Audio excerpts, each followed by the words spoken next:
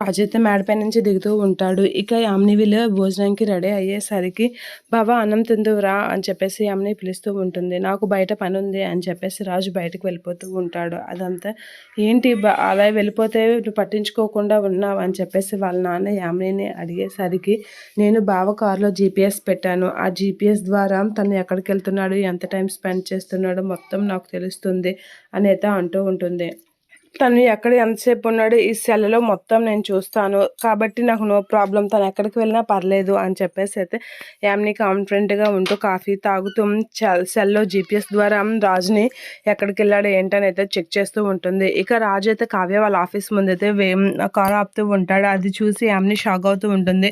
వాళ్ళ ఆఫీస్ దగ్గర కారు ఆపితే ఇప్పుడు వాళ్ళ స్టాఫ్ అంతా రాజుని గుర్తుపట్టేస్తారు. ఇప్పుడు రాజుకి గతం గుర్తొస్తే పరిస్థితి ఏంటి అనేది అనుకుంటూ ఉంటుంది.